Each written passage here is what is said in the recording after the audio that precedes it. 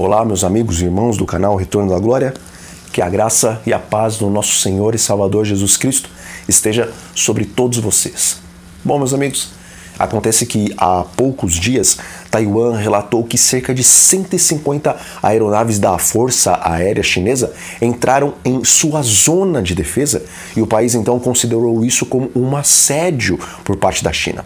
Contudo, a China diz que Taiwan deve ser tomado à força se necessário for. E em contrapartida, Taiwan diz que é um país independente e que vai defender a sua liberdade e também a sua democracia, custe o que custar. E por causa disso, muitos analistas estão preocupados e também vários aliados ocidentais de Taiwan expressam essa mesma preocupação com relação à exibição aberta do poderio militar da China. E os Estados Unidos, que é o principal fornecedor militar de Taiwan, acabaram confirmando o seu compromisso com Taiwan e também criticaram a China por essas ações. E em contrapartida, Pequim, que é a capital da China, está culpando as políticas norte-americanas de apoiarem Taiwan com vendas de armas e também de enviar navios de guerra através do Estreito de Taiwan. E com isso, meus irmãos, a tensão só está aumentando entre esses países envolvidos. Bom, meus amigos, a verdade é que uma das maiores potências do mundo diz que vai invadir Taiwan e a outra maior potência falou: não façam isso. E sendo assim, alguns especialistas renomados acreditam que Taiwan pode ser um botão de start para a Terceira Guerra Mundial. Veja, meus amigos, os especialistas em geopolítica não descartam essa hipótese de uma Terceira Guerra Mundial, até porque a própria China já deixou isso meio que entendido nas entrelinhas quando ela mandou um recado bem agressivo para quem quiser tentar defender Taiwan.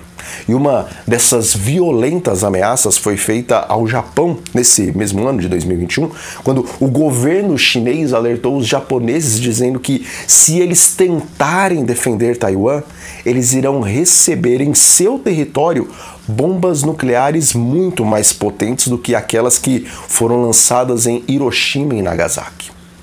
E diz o espírito de profecia: o tempo de angústia que há de aumentar até o fim está muito próximo.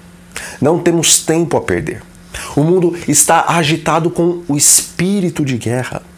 As profecias do capítulo 11 de Daniel quase atingiram o seu cumprimento final.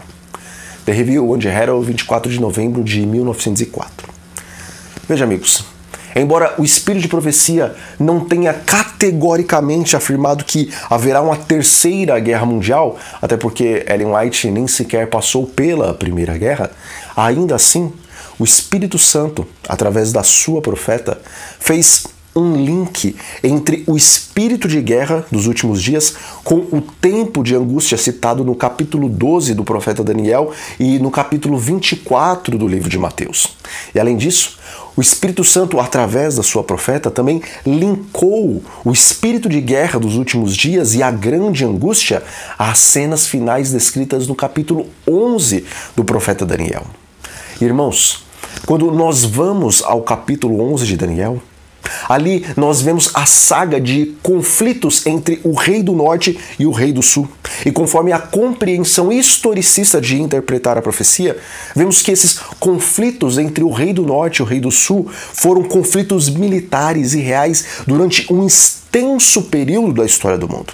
Contudo, ao chegarmos nos versículos finais do capítulo 11 de Daniel, vemos a seguinte afirmação: no tempo do fim, o rei do sul lutará contra ele, e o rei do norte arremeterá contra ele com carros de guerra, cavaleiros e com muitos navios, e entrará nas suas terras e inundará e passará.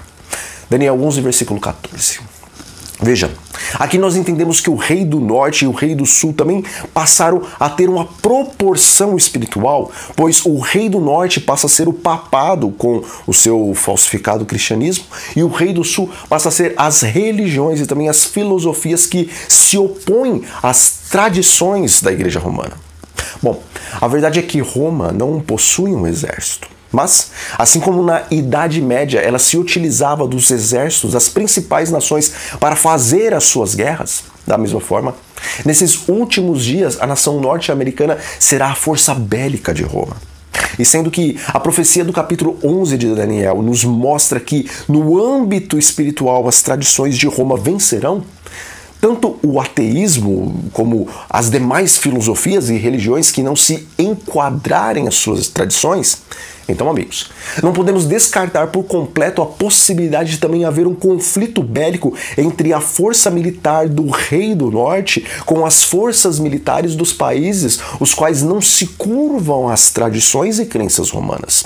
Pois, como eu citei no contexto do espírito de profecia, o espírito de guerra, a grande angústia final e as últimas cenas do capítulo 11 de Daniel, as quais apresentam tanto o Rei do Norte como o Rei do Sul, todas essas coisas estão linkadas naquele texto. E diz o espírito de profecia: estamos no limiar da crise dos séculos. Em rápida sucessão, os juízos de Deus se seguirão uns aos outros. Fogo, inundações e terremotos, com guerras e derramamento de sangue.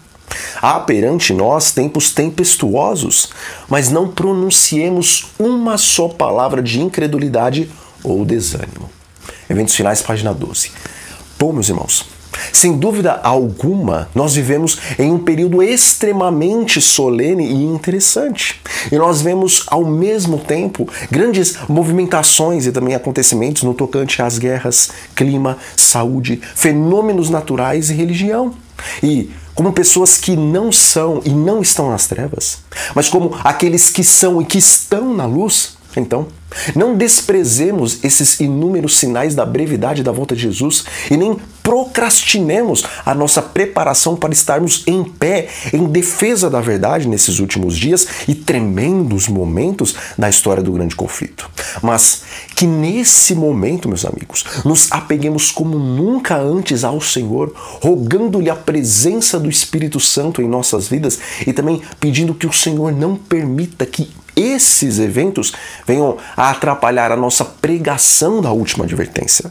Pois, mesmo sabendo que seremos perseguidos e também proibidos de pregar, nós não devemos desejar que a nossa liberdade religiosa seja abreviada.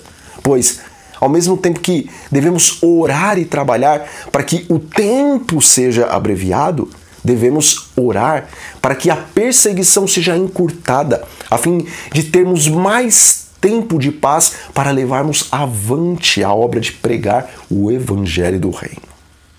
Bom, meus amigos, nós ficamos por aqui. Então, um grande abraço a todos vocês e até a próxima.